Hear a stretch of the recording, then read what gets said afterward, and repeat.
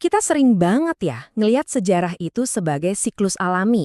Ada yang naik, ada yang turun.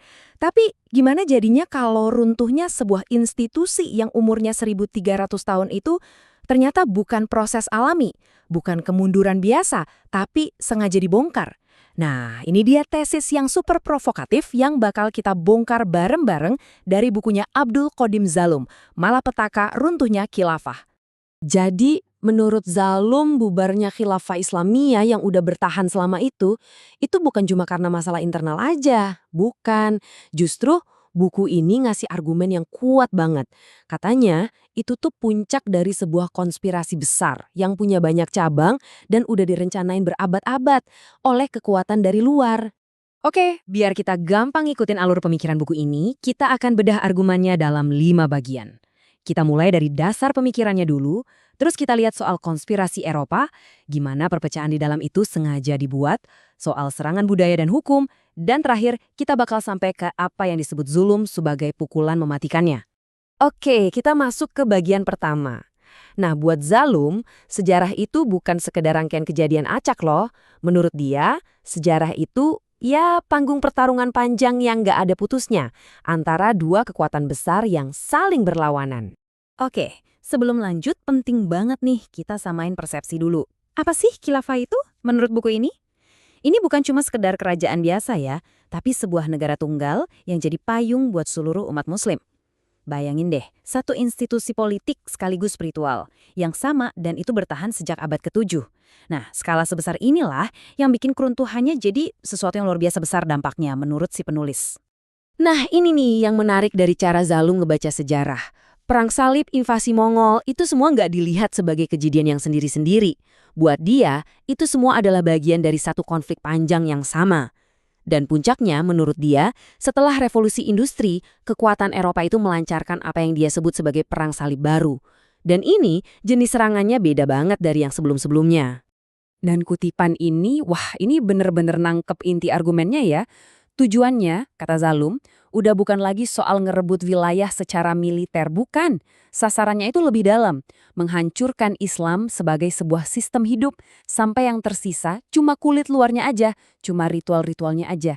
Ini klaim yang wow, kuat banget kan? Oke, jadi pertanyaannya, perang salib baru ini dilancarkannya gimana?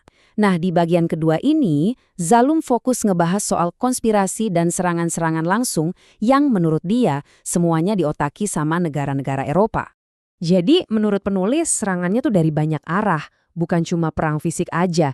Dia nunjuk ke gimana gerakan nasionalis di Balkan itu sengaja dipanas-panasin, terus ada invasi militer langsung, kayak yang dilakukan Napoleon ke Mesir, dan yang gak kalah penting, mereka juga menyulut pemberontakan dari dalam.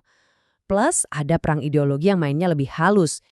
Nah, sekarang kita masuk ke lapisan argumen yang lebih dalam lagi nih. Jadi, klaimnya adalah kekuatan dari luar itu nggak cuma nyerang dari luar, tapi mereka secara aktif bikin dan manfaatin perpecahan di dalam tubuh khilafah itu sendiri. Perang dari dalam istilahnya. Menurut Zalum, ada dua senjata utama yang dipakai buat perang dari dalam ini. Yang pertama, sektarianisme. Jadi perbedaan-perbedaan pandangan agama itu dieksploitasi biar sesama muslim saling serang. Dan yang kedua, nasionalisme.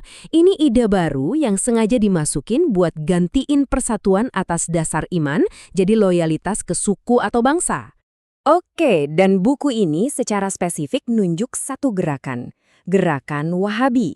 Menurut Zalum, gerakan ini awalnya mungkin niatnya buat pemurnian agama, tapi kemudian malah jadi alat geopolitik dalam sebuah konspirasi yang jauh lebih besar. Dan pemicunya, kata buku ini berawal dari cara menafsirkan sebuah hadis. Cuma karena beda tafsir soal ziarah ke masjid, ini jadi pemicu perdebatan teologi yang luar biasa besar, yang kemudian diklaim Zalum dimanfaatin habis-habisan buat tujuan politik. Jadi bedanya di mana? Gini, di satu sisi ada tafsiran yang bilang larangan bepergian itu sifatnya umum, jadi pergi ke makam-makam suci pun dilarang. Nah, di sisi lain ada pandangan mayoritas waktu itu, menurut buku ini, yang bilang larangannya itu khusus buat masjid aja. Perbedaan tafsir inilah yang kelihatannya sepele tapi menurut Zalum dieksploitasi buat bikin sesama muslim jadi berantem. Dan disinilah tuduhan paling kerasnya. Zalum mengklaim kalau Inggris ngelihat perdebatan agama ini sebagai sebuah kesempatan emas.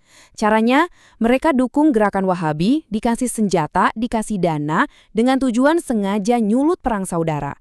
Tujuannya apa? Ya buat ngencurin khilafah dari dalam. Oke, sekarang senjata kedua, nasionalisme. Buku ini ngejelasin gimana pusat-pusat aktivitas itu didiriin di kota-kota penting kayak Beirut dan Istanbul. Dibentuklah perkumpulan-perkumpulan ilmiah atau rahasia yang tugasnya itu mempromosikan ide Arabisme. Intinya, buat ngadu domba orang Arab sama orang Turki Utsmani, loyalitas yang tadinya ke agama digeser jadi ke suku bangsa. Tapi menurut Zalum, serangan fisik dan adu domba politik itu aja nggak cukup. Kalau mau benar-benar hancurin sebuah peradaban, ada medan perang lain yang harus ditaklukin, yaitu ideologi, budaya, dan sistem hukumnya. Jadi gagasannya itu mengubah cara orang berpikir dan cara negara itu dijalankan.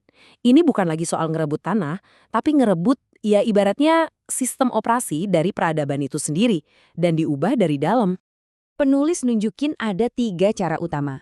Pertama, lewat kegiatan misionaris yang nyebarin ide-ide baru. Kedua, lewat sekolah-sekolah yang didiriin buat promosiin budaya dan pemikiran barat.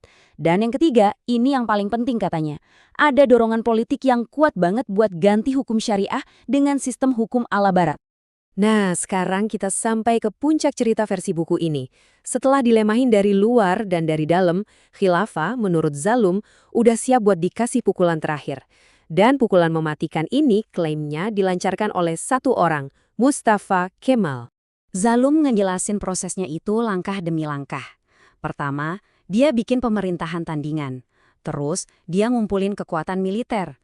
Nah, titik kuncinya, dia negosiasi langsung sama Inggris. Abis itu, kekuasaan khalifah dipertelin satu-satu, dijadiin simbol doang, sampai akhirnya institusinya dihapus total. Dan inilah tanggalnya, 1924. Di tahun itu, sebuah institusi politik yang udah jadi pusat dunia muslim selama lebih dari 1.300 tahun, resmi bubar. Jadi poin terpenting menurut Zalum tuh di sini. Penghapusan khilafah itu bukan murni keputusan internal Turki. Dia mengklaim itu adalah syarat yang dikasih sama Inggris di konferensi Lausanne. Syaratnya, hapuskan khilafah, baru kami akui negara Turki yang baru. Jadi kalau kita rangkum, inti dari tesis buku ini ya begini. Runtuhnya khilafah itu bukan kemunduran alami. Ini adalah sebuah konspirasi yang punya banyak cabang dan udah direncanain ratusan tahun. Bukan evolusi, tapi eksekusi. Bukan runtuh, tapi dihancurkan. Nah, pembahasan kita kali ini udah ngebongkar satu perspektif sejarah yang sangat kuat dan jujur aja provokatif ya. Ini ninggalin kita sama satu pertanyaan besar. Gimana sih seharusnya kita membaca sejarah? Tesis dari Zalum ini ngasih satu jawaban yang sangat jelas, dan mau nggak mau bikin kita bertanya-tanya, narasi sejarah mana lagi ya yang mungkin perlu kita lihat dengan kacamata yang berbeda?